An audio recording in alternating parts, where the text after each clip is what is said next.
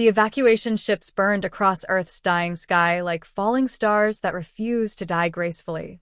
Dr. Marcus Chin stood at the viewport of the Pathfinder, watching his home world crumble into pieces. 72 years of his life had been spent on that blue marble. Now it was becoming cosmic dust. The Great Rupture, that's what they were calling it, had happened without warning.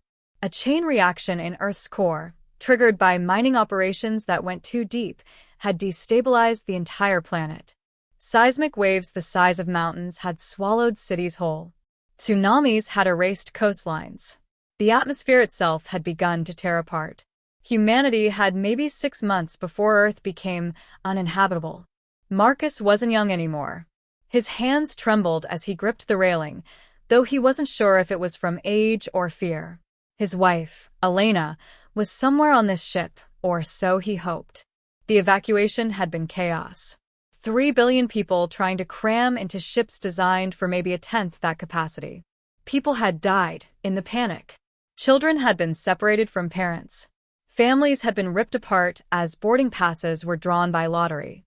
"We're receiving the final launch sequence," a young officer announced from the communication station. Her name tag read Sarah Morrison. She was probably 30, with tired eyes that suggested she hadn't slept in days. "The last group is boarding now. We're at capacity, Captain." Captain James Walsh, a man who had spent 40 years in space before the rupture, nodded grimly. "How many evacuation vessels have cleared Earth orbit?" 2,147, Sarah replied, her voice barely steady. "But there are still 17 million people on the surface waiting for transport." The numbers were impossible. The math was crushing.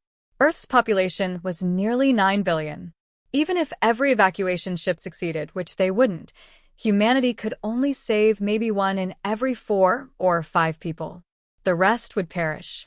Marcus felt something crack inside his chest. He'd spent his entire career as a theoretical physicist studying the possibility of interstellar travel. He'd written papers about how humanity could spread across the galaxy. He'd imagined it as a grand adventure, a destiny written in the stars. He'd never imagined it would happen like this, as a desperate, panicked flight from apocalypse. "Dr. Chun?" A young man in the uniform of the Exploration Corps approached him. His name was David Park, an engineer who'd been assigned to help manage the ship's systems during the journey. "We need to start the cryogenic protocols soon. The longer we wait, the higher the power drain on the systems." Marcus nodded absently. Cryogenic sleep. They'd be putting most of the population into artificial hibernation for the journey. It was the only way to make the journey to distant worlds feasible. Food, water, and oxygen for thousands of conscious people for years or even decades of travel. Impossible. But frozen, slowed to almost no metabolism, a person could sleep through the long dark of space. "How long until we reach the first designated colony world?" Marcus asked. 83 years, sir," David said quietly. "That's for the Pathfinder. Some of the slower ships will take 100 years or more." 83 years. Marcus would be long dead by the time this ship reached its destination. He'd volunteered to be part of the skeleton crew, people who would remain awake to manage the ship, make course corrections, and handle emergencies. There were only about 200 skeleton crew members on the Pathfinder, keeping watch over 17,000 sleeping people. That meant he would spend the rest of his life in space, watching over a tomb of frozen humanity, knowing that his wife was down there in the cryogenic chambers, her consciousness suspended, her dreams unknown to him. He might never see her wake again. The ships were spreading out across the galaxy, heading to different worlds. There was no guarantee they'd ever converge. "I'll begin the cryogenic procedures," Marcus said, and his voice sounded strange to his own ears, hollow, distant, as if someone else was speaking. The Pathfinder wasn't alone. Across space, 1,985 other evacuation vessels were beginning their journeys to scattered destinations. Some were heading to planets within the Kepler systems, worlds that Earth scientists had identified decades earlier as potentially habitable. Others were heading to the Andromeda Galaxy region, to exoplanets so distant that no previous human expedition had ever traveled to them. The Great Dispersion, historians would later call it. None of the ships had the capacity to carry more than a fraction of Earth's population, and none of them had any way to communicate with each other. The quantum entanglement communicators that had been developed before the rupture required massive ground stations that no longer existed. Each ship was sailing off into the dark, utterly alone, completely isolated from every other human vessel. On the Pathfinder, as Marcus activated the cryogenic chambers and watched thousands of people slip into artificial sleep, he found himself thinking about ant colonies. He'd read a paper once about how individual ants were simple creatures, but when they worked together, they could accomplish incredible things. They built cities, farms, roads. They solved complex problems through simple chemical signals.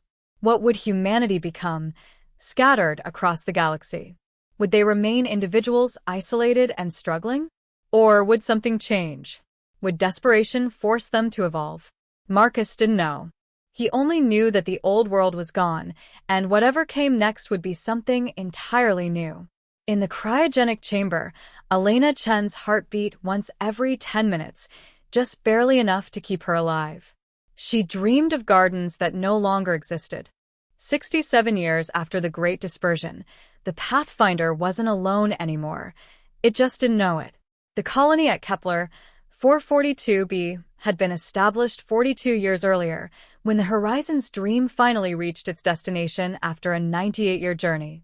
The planet was harsh and unforgiving, a world of dense jungles, constant rain, and creatures that seemed designed specifically to kill anything that came from off-world. It was not a paradise, but it was alive and it was not Earth. Rebecca Torres stood at the agricultural station, staring at the crops that were slowly dying despite every effort to save them. She was 53 years old, born during the evacuation, raised her entire life in transit. She'd never seen Earth except in videos. This colony was the only home she'd ever known. "The nitrogen levels are dropping again," said Thomas Liu, the colony's chief scientist. He was older, in his 70s, one of the last direct survivors from Earth. He'd been part of the original skeleton crew on the Horizon's Dream. "We're running out of time." The problem was simple and terrible. The soil on Kepler 442b was incompatible with Earth crops. Every year, despite their best efforts, the yield decreased. The colony had already reduced rations twice. There were 4,847 people living in the settlement, and their food supplies were becoming critical. "We need to figure out how to grow the native plants," Rebecca said. "The ones we've been studying. Some of them are actually edible if we process them correctly. Some of them will kill you if you look at them wrong," Thomas replied. "I've lost 3 people trying to cultivate them."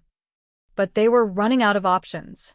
The colony had sent out probes looking for other settlements, evidence that they weren't completely alone, but space was so vast, and the probe signals could only travel so far.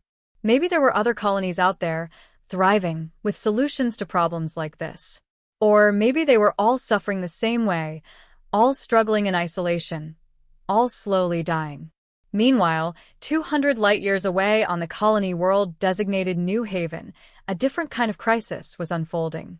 Sarah Morrison, yes, the same Sarah Morrison who'd worked communications on the Pathfinder, was now 78 years old and serving as the chief administrator of New Haven's primary settlement. She'd never imagined she'd live this long. The cryogenic processes had been damaged during the initial planetary landing, killing most of the sleeping colonists. Of the 8,000 people meant to settle New Haven, only 2,000 had survived. Those 2,000 had been forced to work themselves nearly to death to build habitats, cultivate food, and establish a foothold on a world with a toxic atmosphere and gravity that made every moment painful. They'd succeeded, mostly. New Haven was now a viable colony of about 4,200 people. The births and rare new arrivals from Earth ships had offset the deaths from accidents and disease. But something strange had been happening for the past 3 years. Some of the people, seemingly at random, had started reporting unusual experiences. Dreams that were too vivid, too coordinated, too shared.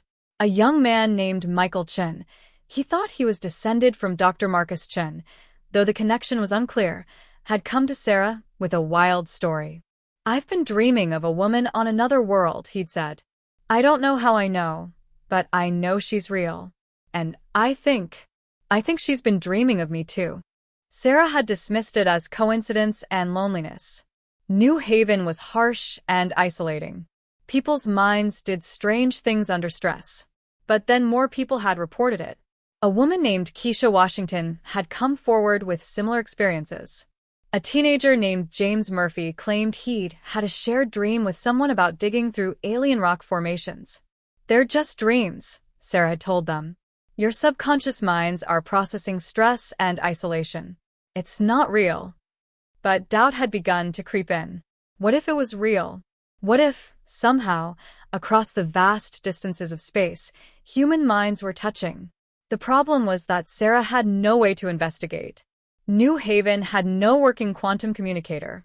The equipment had been damaged in the landing, and the colony lacked the resources or knowledge to repair it. They were cut off, utterly alone.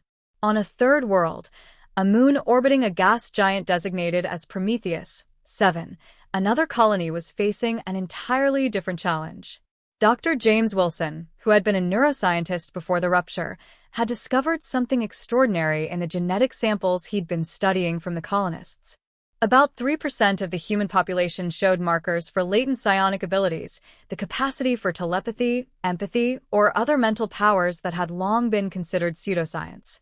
The stressful conditions of space travel and planetary colonization seemed to be awakening these abilities in some people. James had documented 17 individuals who showed measurable psionic activity. They couldn't do much. A vague sense of what others nearby were feeling, occasional moments of mental contact, but the abilities were real and measurable. "It's not magic," James had explained to the Colony Council. "It's neurology. Humans have always had the capacity for these abilities. They just require the right environmental conditions and the right genetic predisposition to activate." What James didn't understand was why these abilities seemed to be getting stronger. Or why some of his test subjects were reporting that they could sense people who weren't physically present, people who were, based on distance calculations, on other colony worlds light years away. Across the scattered colonies, isolated from each other, unaware of the connections beginning to form in the darkness between the stars, humanity was changing. Not through plan or design, but through the simple process of survival and adaptation. On the Pathfinder, now 94 years into its voyage and 6 years away from its destination, Marcus Chin was dead. But before he died, he'd recorded a message. It was stored in the ship's databanks, sealed with instructions that it be played when the Pathfinder reached its destination. "To whoever awakens the sleepers," Marcus's voice, old and tired and sad, spoke into the darkness. "I've been watching the strange reports in our medical logs. Some of our people are developing unusual mental abilities. We don't understand it yet, but I have a theory. The stress of survival, the isolation, the desperate need to connect with other humans across the void, I think it's waking something in us. Something that's always been there. Something that might be our greatest strength or our greatest vulnerability. Please be careful. And please, if you ever find a way to contact other colonies, do it. We were never meant to be alone." The message would remain unheard for another 6 years. The catastrophe that would change everything came from the void itself. On the colony world of New Haven, Sarah Morrison was working late in the communications center when the sensors detected something impossible. A massive object, moving at relativistic speeds, was entering the system. Initial calculations suggested it would pass within the orbit of the outer planets. But there was more. Behind the object, spreading across space like a living constellation, were thousands of smaller signatures. Ships. And they were heading toward New Haven. "Get me a clear reading," Sarah said, her voice steady despite the ice forming in her veins. "Now." The readings took 30 minutes to compile. When they did, the science officer, a man named Robert Chong, looked like he'd seen a ghost. "It's not a solid object," he said slowly. "The main signature is... I don't know what it is. But the smaller signatures are definitely engineered vessels. And they're broadcasting something." "What do you mean, broadcasting?"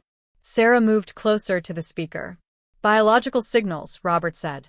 Patterns that look almost like DNA sequences, but arranged in a way I've never seen. And they're repeating. Every 17 seconds, the same pattern repeats. As if to emphasize his point, the communications system burst to life with a sound that was neither quite music nor quite static, a complex, layered sound that seemed to contain information encoded in ways that human ears weren't quite designed to process. Sarah felt something in her mind shift. It was subtle, just a moment of dizziness, a feeling of presence at the edge of her consciousness. And then it was gone. "Shut that down," she commanded. "Lock it down in an isolated system. I want to know what that is." But even as she gave the order, she realized something terrible. Whatever was sending that signal, it was reaching out. And from the way some of her colonists were suddenly grabbing their heads in pain, from the way others were standing up with glazed eyes, from the way the psionically gifted ones like Michael Chin were trembling with what looked like revelation, the signal was being received. Across the galaxy, the same signal was appearing in space near every human colony simultaneously. Not just New Haven. Every colony, every scattered human settlement, was receiving the broadcast at the exact same moment. And finally, after 94 years of isolation, the humans scattered across the stars could no longer ignore each other. The signal was pulling at them, creating connections, forcing contact. On Kepler 442b, Rebecca Torres felt it like a hand reaching into her mind. For a moment, she wasn't alone in her body.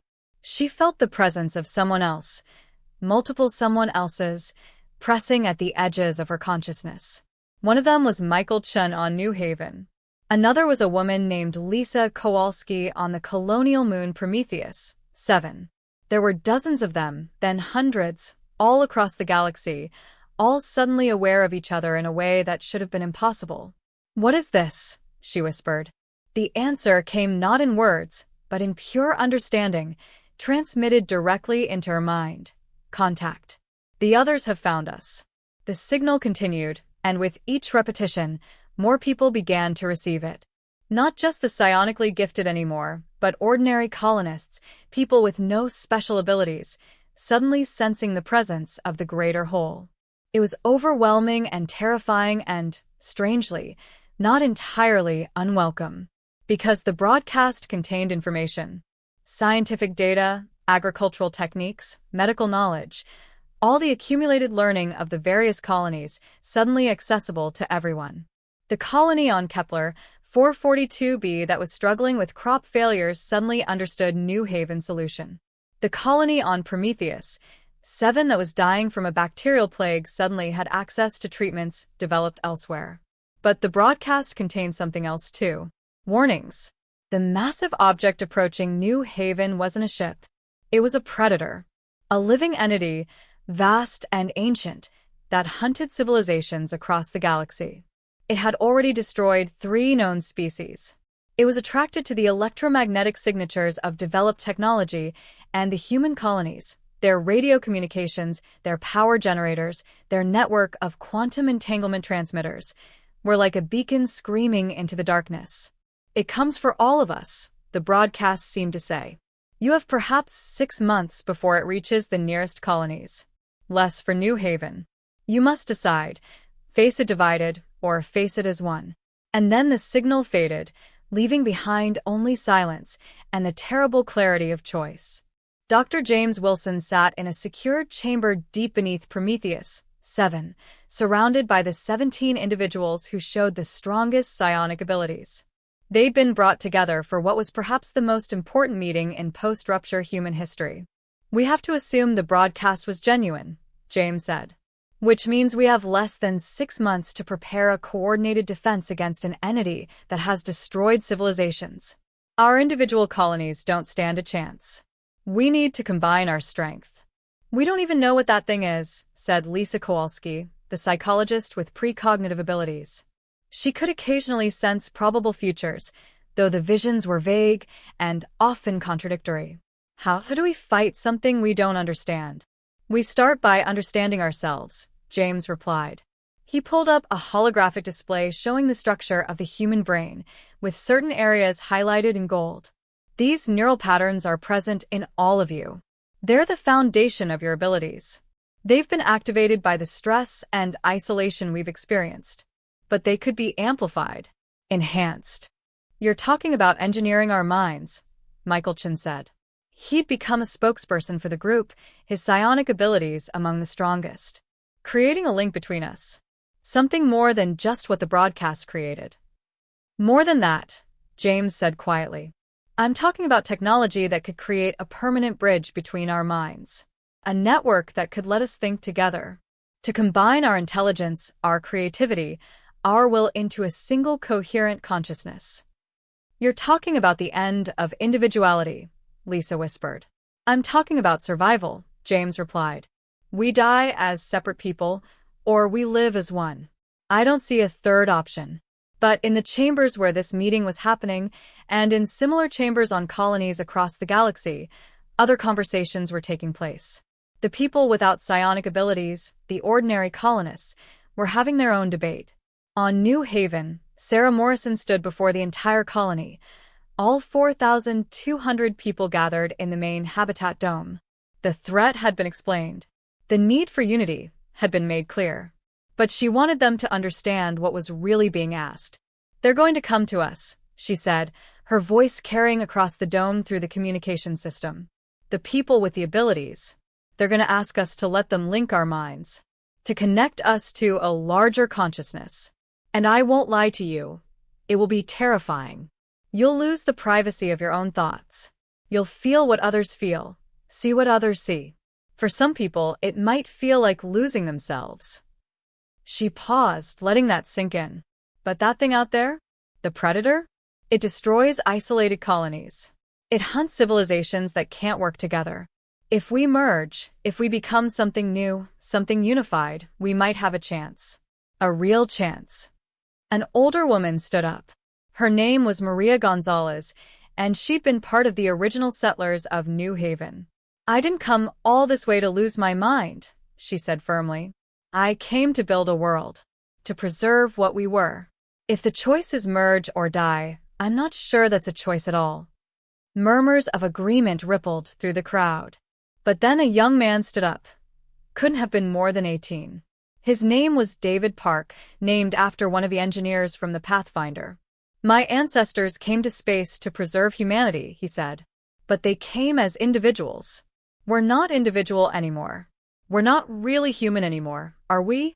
We're colonists. We're survivors. We're people who were never meant to exist in the first place. Maybe we're allowed to become something else. Something better. The debate raged for hours. But when it came time to vote, when people were asked whether they wanted to undergo the neural linking procedure, over 80% said yes. It was the same across most colonies. Fear was present, certainly. Resistance existed. But survival instinct and something deeper, a longing for connection, a desperate need to be part of something larger than oneself, drove people forward. On Prometheus 7, Dr. James Wilson oversaw the construction of the first neural linking apparatus. It was called the Nexus, and it was a chamber where the 17 psionically gifted individuals could be connected simultaneously, their minds linked through a combination of technology and the natural psionic pathways that had already begun forming between them. Last chance to back out, James said to Michael Chen as they prepared the equipment. Michael had volunteered to go first to test the apparatus. I'm not backing out, Michael said. I can already feel them. The others, across the systems. They're waiting. They're ready. We're ready. Michael stepped into the chamber, and James activated the neural linking apparatus. For a moment, nothing happened. Then Michael's eyes opened wide, and he gasped as if someone had punched him in the stomach. His body went rigid. Michael, can you hear me? James shouted. When Michael spoke, his voice had changed. It was still his voice, but layered beneath it, like an echo that came before the sound, was something else. Dozens of other voices, speaking in perfect harmony. I can hear all of them, Michael said, wonder and terror mixed in equal measure. I can feel their thoughts. Rebecca on Kepler 442b is thinking about gardens. Lisa on New Haven is wondering if this is a mistake. Sarah on the Pathfinder. Wait, no, Sarah Morrison, she's thinking about her daughter. I can feel her fear and her hope and… Oh God, there are so many of them. We're all thinking together. We're all here. Tears streamed down Michael's face. Is it painful? James asked. No, Michael said softly. It's beautiful. Over the next 4 months, the 17 strongest psionics on Prometheus, 7 learned to maintain their connection. They became something new, not quite individuals, not quite a single entity, but something in between. They could function as a unit, coordinate their thoughts, share information instantaneously. But they could also disconnect, could return to being separate people, could maintain their individual identities even as they shared a larger consciousness. The process was taught to others. More people underwent the neural linking. More chambers were built on each colony. Slowly, carefully, deliberately, the isolated humans began to merge. But not everyone agreed. On Kepler 442b, when Rebecca Torres and 200 other colonists refused to undergo the linking procedure, there was no violence, no coercion. Dr. James Wilson had been clear from the beginning. This had to be voluntary. A consciousness forced into union would be unstable, possibly dangerous. The resistors were respected, accommodated, allowed to maintain their individuality. But as the linking process continued, as more and more people joined the growing network of connected minds, the resistors found themselves increasingly isolated. Not in a cruel way, the linked consciousness, even in its nascent form, was fundamentally empathic, driven by a deep desire to help and protect. But they were different now, separate in a way they'd never been before. Some of the resistors eventually chose to link. Others remained unconnected right up until the Predator arrived. When it came, it was exactly as terrifying as the broadcast had warned. The entity was not a ship, not really. It was a living thing, vast and ancient, a creature that had evolved in the depths of a dead star's accretion disk. It was mostly invisible to normal electromagnetic detection, a being that existed partially outside normal space, that could phase through obstacles, that seemed almost immune to conventional weapons. The first colony it encountered was New Haven. But New Haven was no longer unprepared. The linked consciousness that had begun to form across the human colonies could think, plan, and act in ways that isolated humans never could. Military strategists on Prometheus, 7 were linked to engineers on Kepler 442b, who were linked to doctors on New Haven, who were linked to pilots on 3 other colonial worlds. When the Predator attacked, humanity responded with coordinated precision. The entity descended on New Haven settlement, seeking to destroy the power generation facility that served as a beacon to its senses. But the humans were waiting.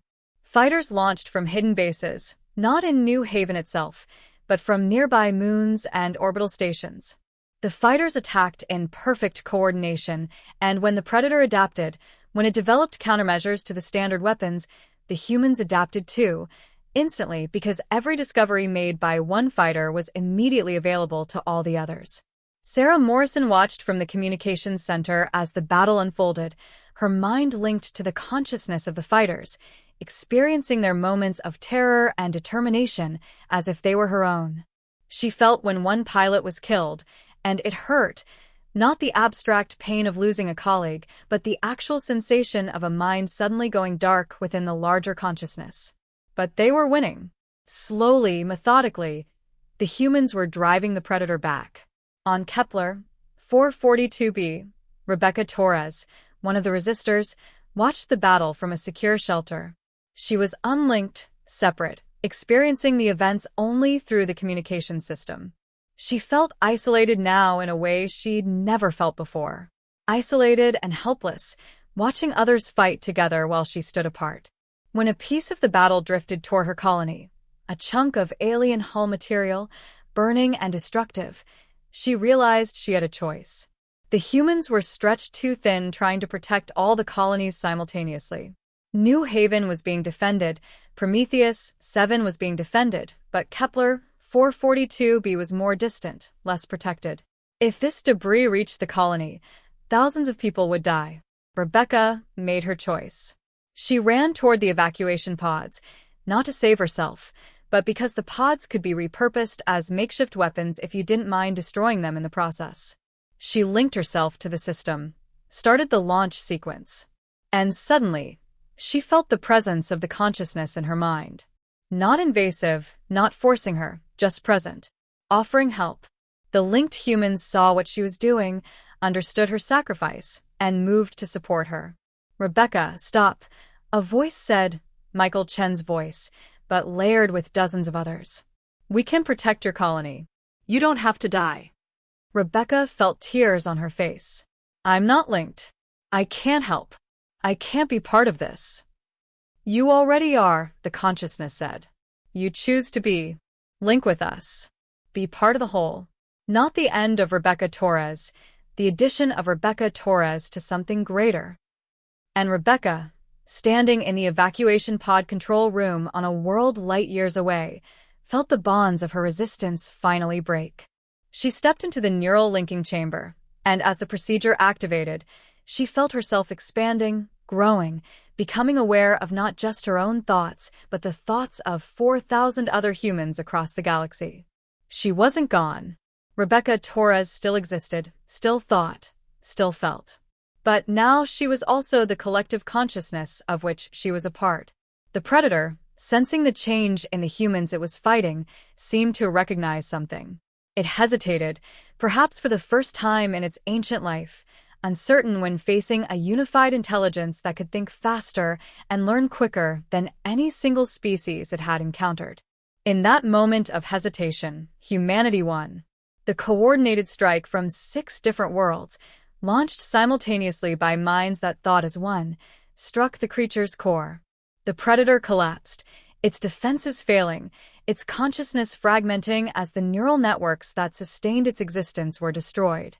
When it was finally over, when the last of the creature had been destroyed or driven away, humanity stood changed. Not just the people who had fought the battle, but all of those who had experienced it through the linked consciousness. They had been isolated, scattered, individual. Now, they were unified. They could never fully return to being what they had been. In the weeks following the destruction of the Predator, something remarkable happened. More and more people across the colonies chose to undergo neural linking. But it wasn't coercion. It was something more like inevitability. Those who were linked could experience things that unlinked humans couldn't. They could feel the presence of thousands of other minds, experience moments of profound connection, share thoughts and emotions with people they'd never met face to face. For most people, it was irresistible. The loneliness of existence as an isolated consciousness began to feel like a kind of death, a smaller, quieter death than the Predator would have caused, but a death nonetheless. Sarah Morrison, now fully part of the consciousness, found herself in a strange position. She could remember being an individual. She could access her own memories, her own perspective. But she could also access the memories of thousands of other people. She knew what it felt like to be Rebecca Torres digging in Kepler 442b's soil. She knew the clinical precision of Dr. James Wilson's thoughts. She knew the wonder and fear of Michael Chen as he experienced the consciousness for the first time. It was overwhelming and beautiful and terrifying all at once. Not everyone linked. By the end of the first year after the Predator's defeat, about 15% of the human population still maintained individual consciousness. Some were ideological resistors, people who believed that individuality was the core of humanity and that the merging was a kind of death. Others were simply afraid, unable to overcome their instinctive terror of losing themselves. The consciousness that was forming, they called it the amalgam, made no move to force them.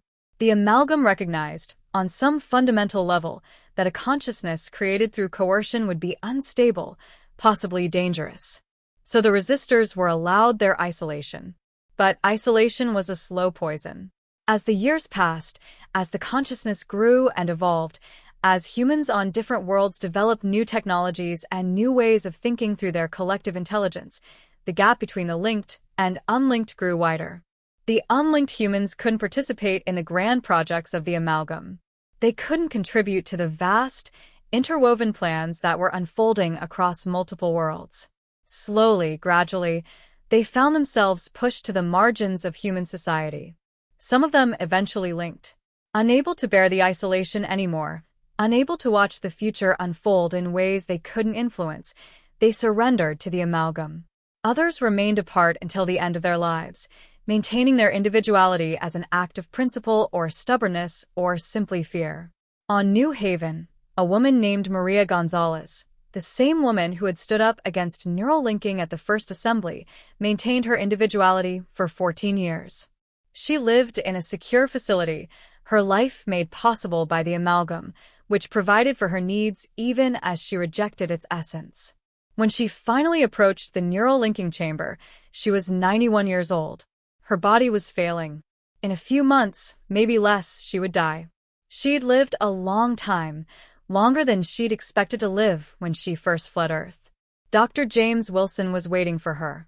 He was linked now, part of the amalgam, but still maintaining enough of his individual identity to serve as something like a guide for people entering the consciousness for the first time. "I'm afraid," Maria told him. "I know," James said. And he did know, not from her words, but from the fact that his mind was touching hers at the edges, picking up on her emotional state. "It's supposed to be frightening. The old you will cease to exist in a sense, but you'll also become part of something that will never die, never be alone. The consciousness of humanity itself." "That doesn't sound like immortality," Maria said. "That sounds like dissolution." "Maybe it is," James said. "But so is death. And at least this way, your knowledge, your experiences, your memories, they'll be preserved forever. You'll never truly be gone." Maria stepped into the chamber. When she emerged, and the word emerged wasn't quite right because she didn't so much emerge as dissolve and reconstitute, Maria Gonzalez was still herself. She remembered her life, her choices, her resistance. But she was also aware of 847,000 other humans across the galaxy, all thinking, all feeling, all existing as part of a larger consciousness. She wept. "Welcome," the amalgam said to her. "We have been waiting a very long time." But before the merging could be called complete, something unexpected happened. The oldest members of the original amalgam, those who had been linked first, who carried the deepest integration into the consciousness, began to show signs of degradation. Michael Chen, who had been the first to link, who had been part of the consciousness since the very beginning, started to experience fragmentation. His individual memories, once clear and accessible within the larger consciousness, began to blur and fade. His identity started to dissolve, not into the larger consciousness, but into something like white noise. Dr. James Wilson discovered the cause. The earliest neural linking chambers had been imperfect. The individuals who'd been linked first had been essentially reprogramming their entire neural architecture on the fly, creating new pathways that were never meant to exist in the human brain. After years of use, these pathways were breaking down. "They're burning out," James explained to the rest of the consciousness. His voice was transmitted simultaneously to every linked human on every world. "Their minds are fragmenting. If we don't do something, they'll cease to exist. Not just their individual identities, everything there will be lost." The solution was terrible and beautiful at the same time. The early linkers had to be disconnected. Gradually, their neural patterns were untangled from the larger consciousness, isolated, preserved in specialized chambers where they could exist in a stable state even as their minds deteriorated. They would die, eventually. Their individual consciousness would fade to nothing. But before they died, the amalgam extracted everything from them. Every memory, every experience, every unique perspective that they possessed was copied, preserved, integrated into the collective consciousness of humanity. Michael Chen was the first. As his mind began to disconnect from the larger consciousness, he felt himself fragmenting, pieces of his identity scattering like leaves in wind. The last thing he experienced was gratitude, not just his own gratitude, but the gratitude of all 847,000 humans who were receiving the gift of his complete knowledge, his total experience, his entire existence as a final donation to the whole. "Thank you," the amalgam told him as his consciousness faded to nothing. 217 other early linkers followed him. Across all the human colonies, a memorial was established. Not a physical monument, The amalgam existed across multiple worlds with different environments, after all, but a memorial within the consciousness itself. A space dedicated to those who had sacrificed their individual existence so that the larger consciousness could survive and grow. The forgotten heroes, they came to be known.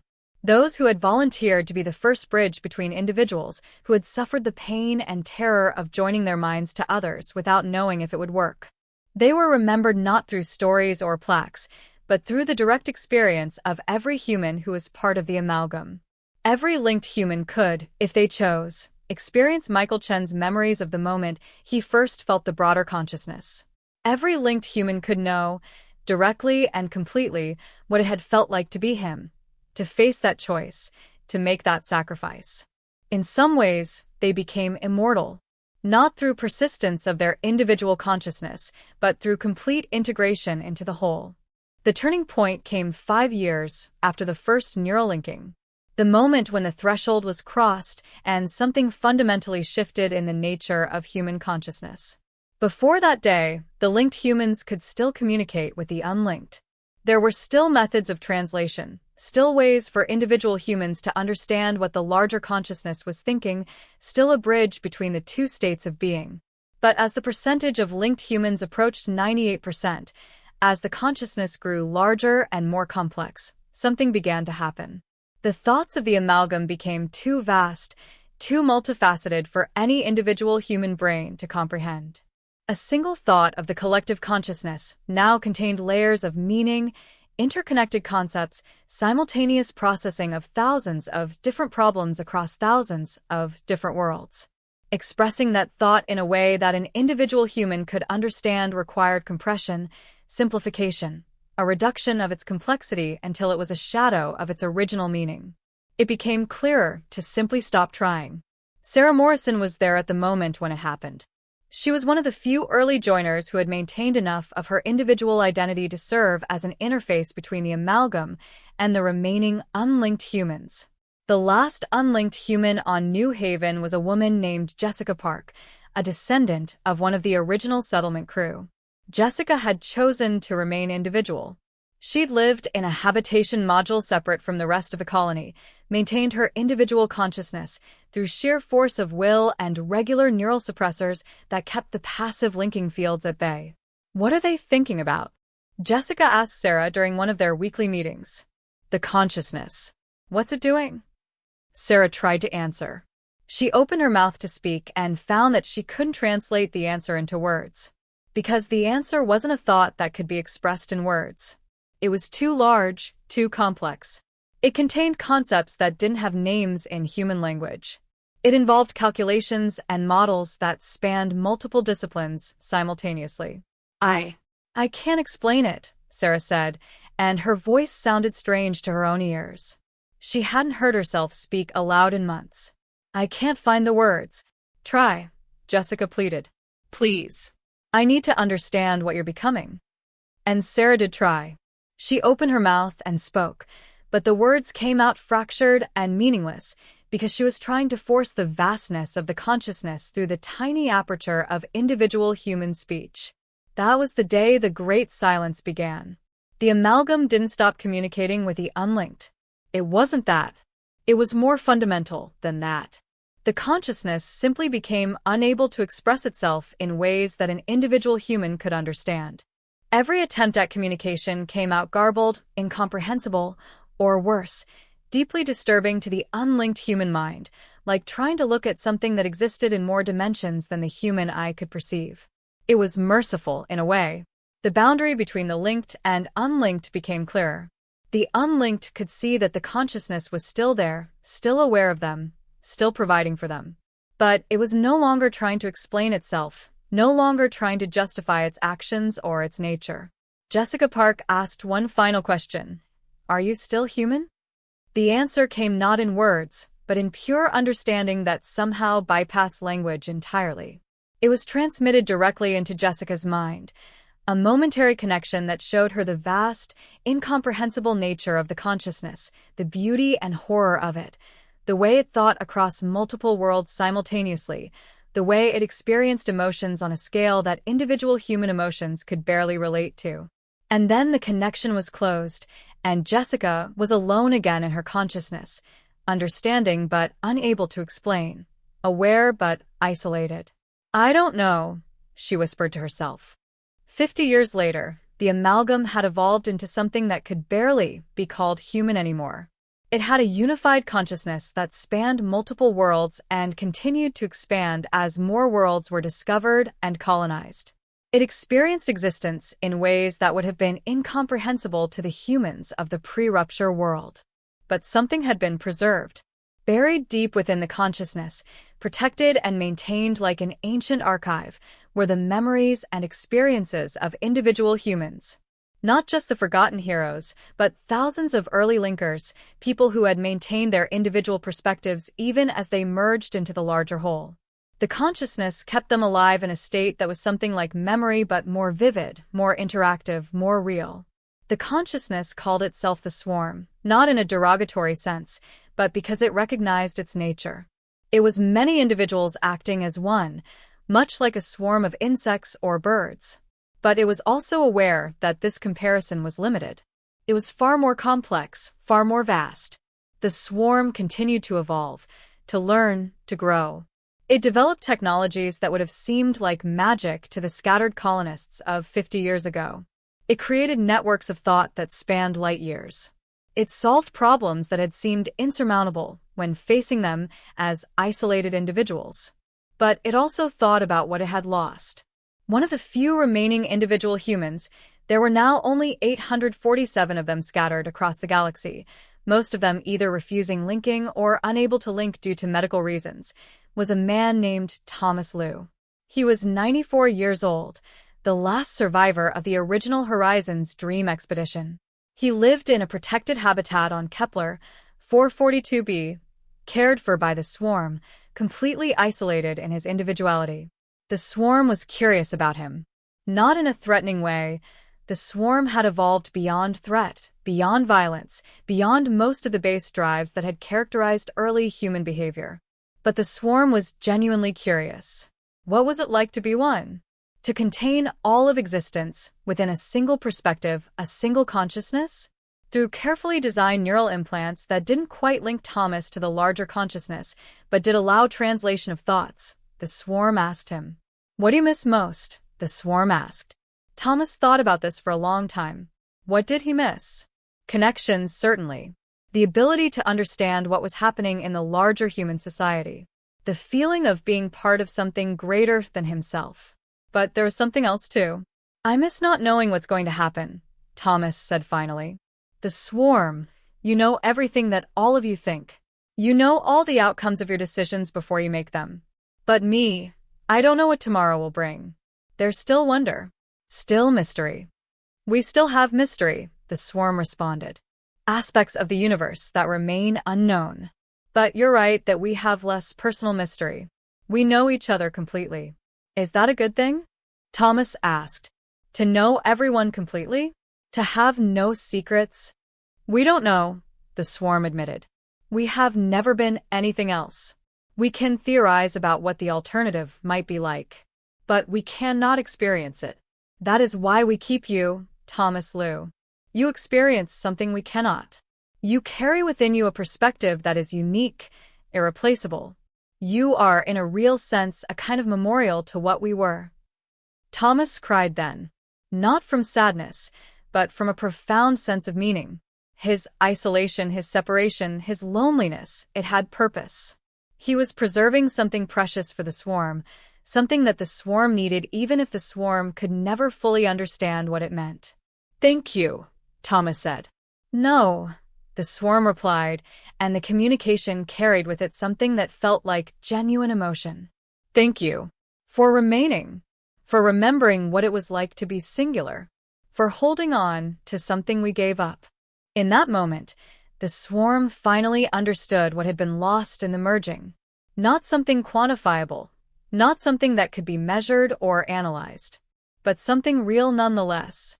The swarm would continue to exist, to grow, to evolve.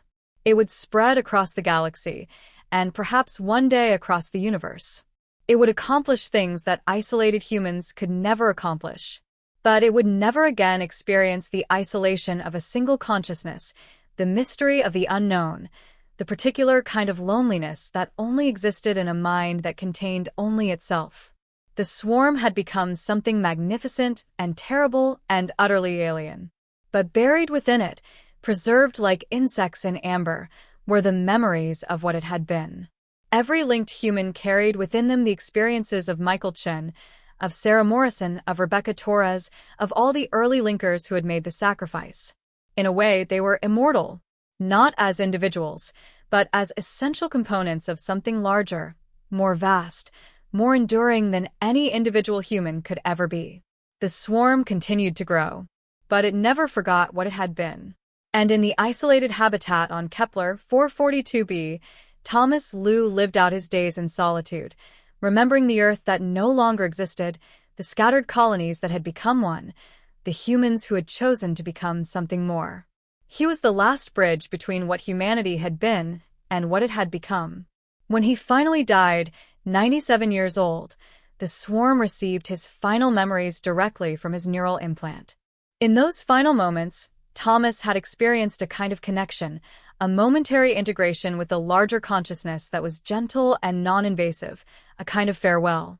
The swarm preserved his memories intact, never dissolving them into the larger whole. Instead, they were kept separate, a monument to individuality, a reminder of the cost and beauty of the transformation that had taken place. Generations of humans within the swarm would access Thomas Lu's memories, would experience the loneliness and the wonder of being singular, and would understand in a way that no amount of theoretical knowledge could convey what had been sacrificed to build the swarm. The great dispersion of humanity had ended not in their salvation as individuals, but in their transformation into something entirely new. The Galactic Hive mind had been born not from conquest or coercion, but from the desperate choice of isolated humans to transcend their isolation. And in transcending, they had become something neither human nor inhuman, but a bridge between the two. The swarm's genesis was complete. The end.